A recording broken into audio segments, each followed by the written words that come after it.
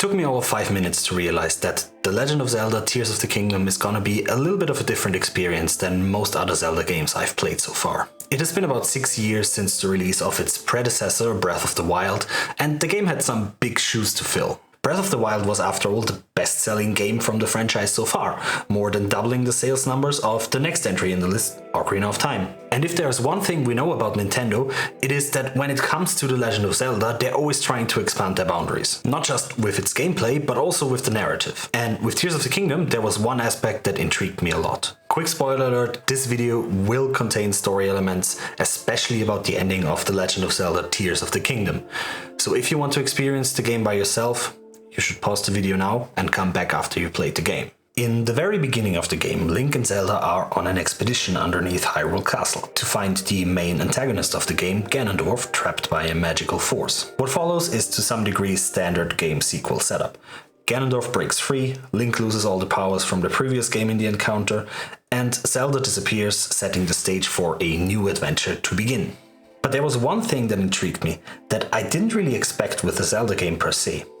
Link actually loses a part of his body, his arm, that gets replaced with Rauru's, which ends up being the catalyst for most of Link's powers in this game. Now, Zelda games are definitely designed for a wide range of an audience. There is no gore, no nudity, and even violence is portrayed on a very tame level, so it is more appropriate for a younger audience to interact with the games. Still, the developers at Nintendo do not shy away from introducing deeper, more mature themes into their stories. This is nothing new.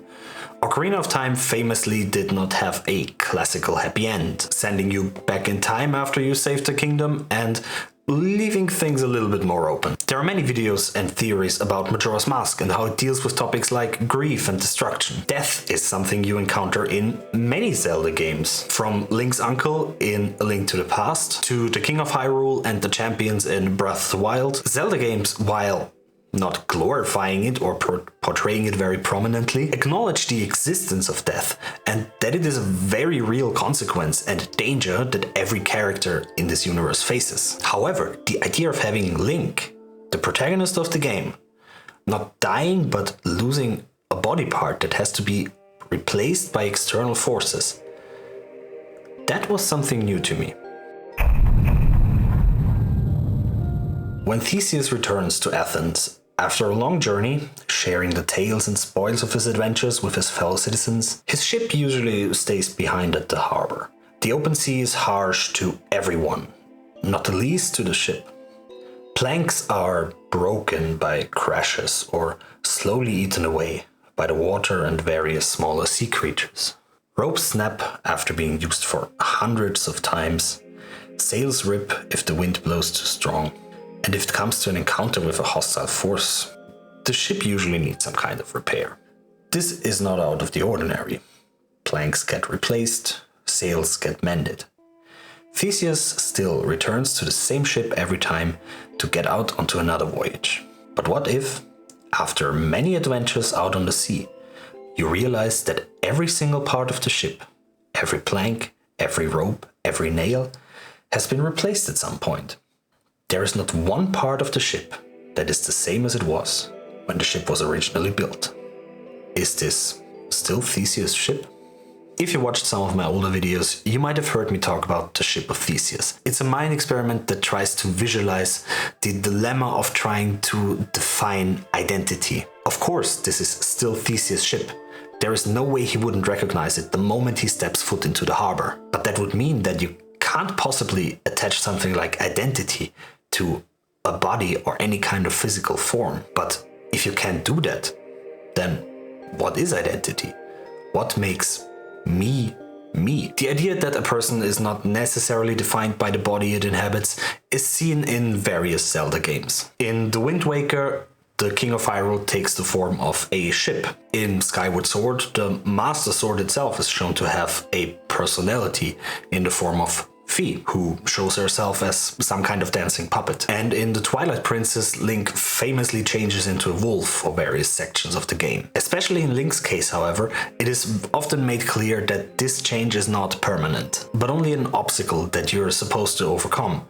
And if you do so, you will change back to your true form. But in Tears of the Kingdom, this is everything but obvious. This entry's Link might actually have to live with an artificial arm forever. But the game goes one step further. If you find all the hidden memories around the map, you find out that Zelda, in an attempt to repair the Master Sword, made a very important decision. She turned herself into a dragon. Now, this is the part of the game where I got goosebumps. I had a cold shiver run down my spine and almost forgot to breathe for a moment when the cutscene played and Zelda uttered the words, "I will forever be changed." Now, spoiler alert again, Zelda will change back at the end of the game, and I kind of think that weakens the message a little bit. But then again, it is kind of what I expect from a game that's played by a lot of young people. Still, this is something new. Zelda makes a very impactful decision. In-game, Mineru warns Zelda various times that this transformation is final and that she will lose her personality. Zelda will no longer exist.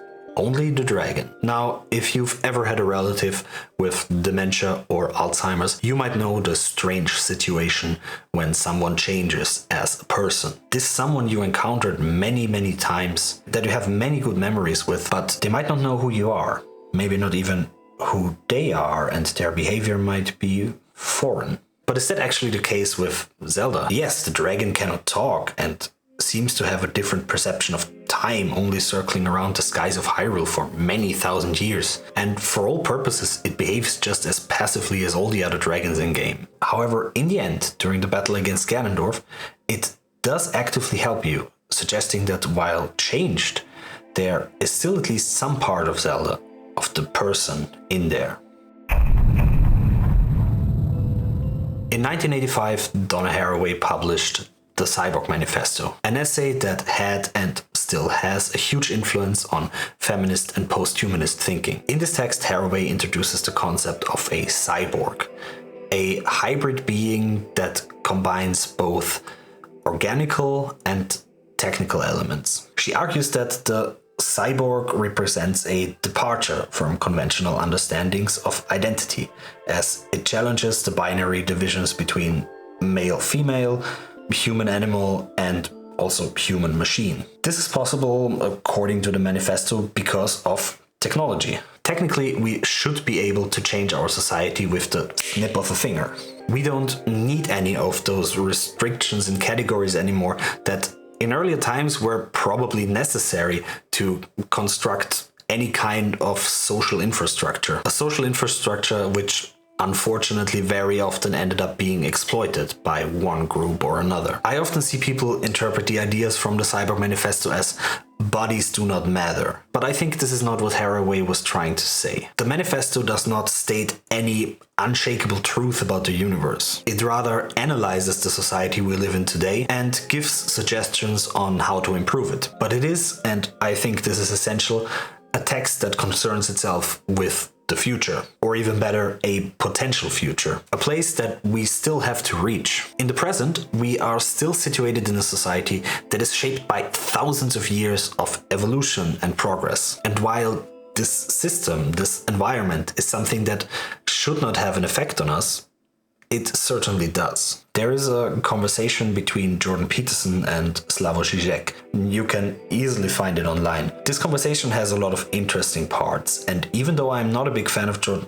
Peterson at all, I have to admit he made some good points here. One thing from that conversation that I thought was interesting was Žižek's critique on Peterson's focus on personal improvement and responsibility, arguing that there are more often than not situations where it is not oneself but the environment that acts as an obstacle. Zelda's decision to transfer herself into a dragon incorporates this dilemma very well, I think. Zelda knows that this is ultimately the only choice she has left to reach her goal, to save the world. By the way, it is not sure by any means that her plan will work, but neither her nor Mineru can think of a better idea. She knows, even if you leave any possible egoistic reasons aside, that this change has a huge impact. The body that she forces herself into is not made for this world, not made for this society that she tries to save. The dragons, as I kind of said before, seem to exist in the same physical space, but they do not seem to interact with the rest of Hyrule in any way. It will stop any influence that Zelda has on the future development of her plan, or its aftermath,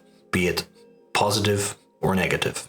Everything around us has an effect on us. That is why things like marriage, moving to a new home, getting a new job are such big things to us. They drastically change our environment and therefore us. What I take from this is that identity and personality are fluid in a way that they are always changing. You are never the same person that you were yesterday, which is what I personally take from Haraway's essay. But at the same time, you can never fully influence the effect that the world around you has on you. To a degree, you can never be fully empowered. You're always gonna be a slave of your body, a slave of your environment, a slave of things happening around you. And you have to find a way to react to it. You are not, you only become. Now, thank you for watching this video. I sincerely hope you enjoyed it. Please like the video, and if you want to stay up to date with any new videos that I make, consider subscribing to my channel. It helps me out a lot, and I hope I see you guys next time. Bye bye.